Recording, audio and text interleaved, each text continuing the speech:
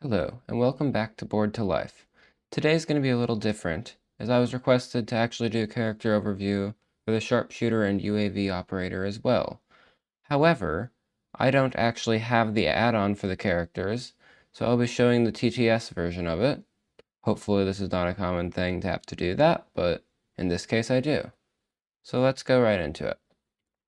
We'll be starting off with the Sharpshooter, and I apologize, but because it's the TTS version, there are no models. So this is the model, or standee version of the Sharpshooter, because I don't have access to the models. But let's go through it. So, first of all, for his weapon, he has the sniper rifle, which, instead of doing a normal burst, you can choose to just deal a hit in an adjacent corridor and not spend ammo, which is really great if there's just one enemy in the corridor, because you don't want to waste a full magazine on that. Or I guess half a magazine.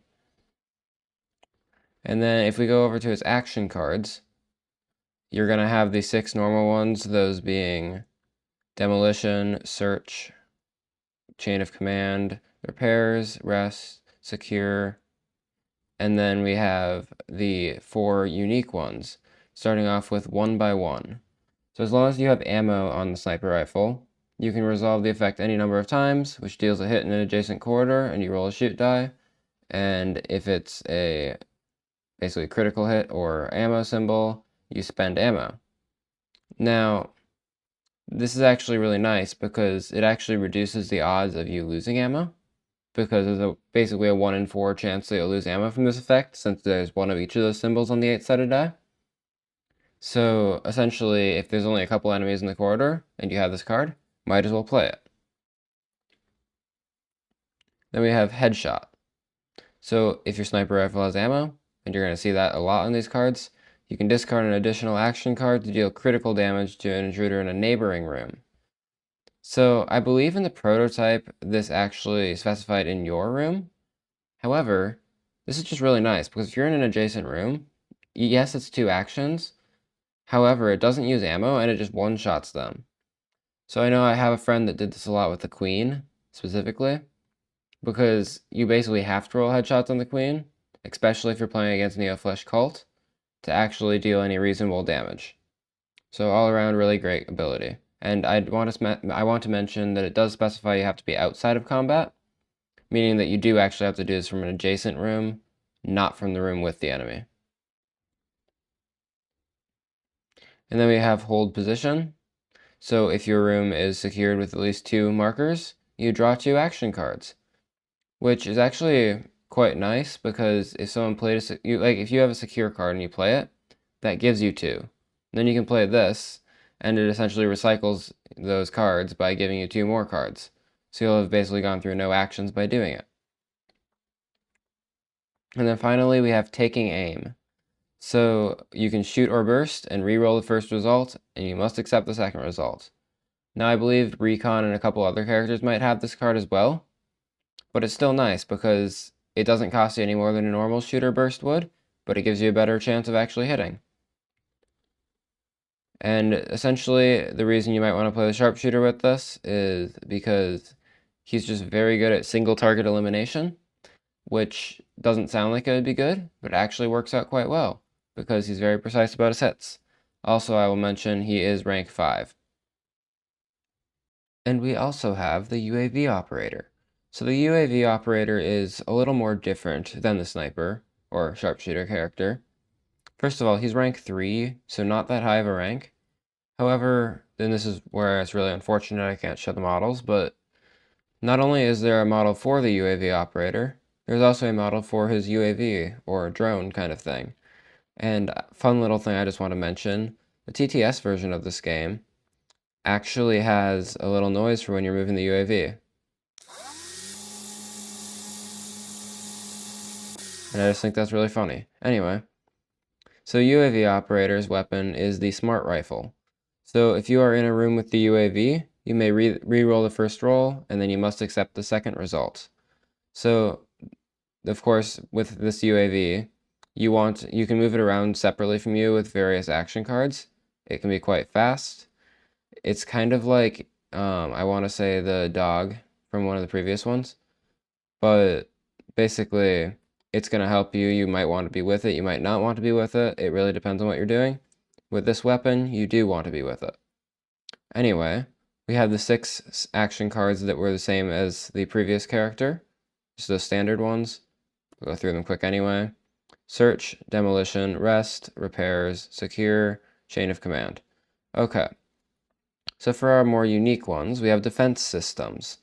So the first ability is move the drone up to 2 times, which you can do pretty much with all of these action cards. Most of them will allow you to do that. Kind of like the captain has the thing where you can move the lander as an alternate ability for most of his actions.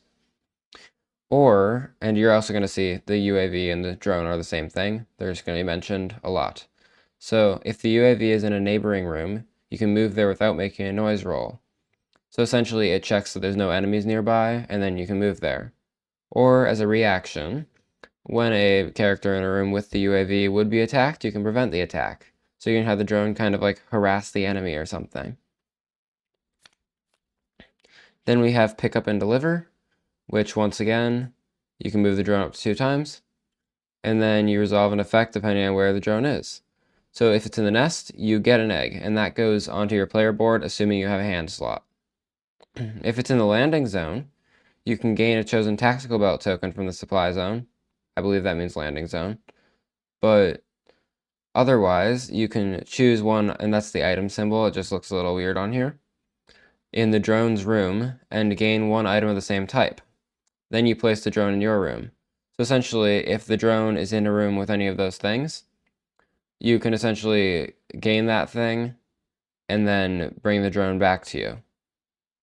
Because there is, I want to mention, there is a line spacing in between the otherwise effect and then that then place the drone in your room effect, meaning that you do one of these 3 effects and then you do the placing the drone in your room either way. It's not part of the otherwise.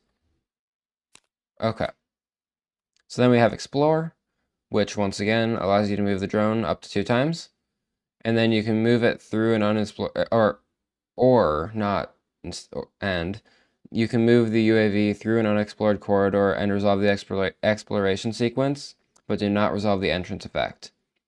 So what that means is you're essentially skipping a noise roll, or potentially a hazard symbol where you'd immediately run into an enemy, or even in the case of Neo-Flesh cults and some other race stuff, you'd sometimes end up having enemies in the corridor behind you, in which case you would ignore that effect as well.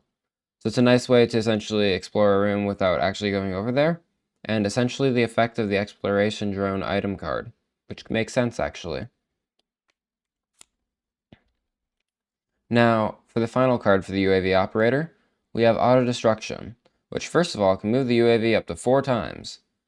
Or the option that's a once per game ability that's quite good, but you don't really want to do it early in the game because this character relies heavily on the UAV. So if you're in a room, you can move the UAV in all corridors adjacent to that room. That's an interesting way of wording it.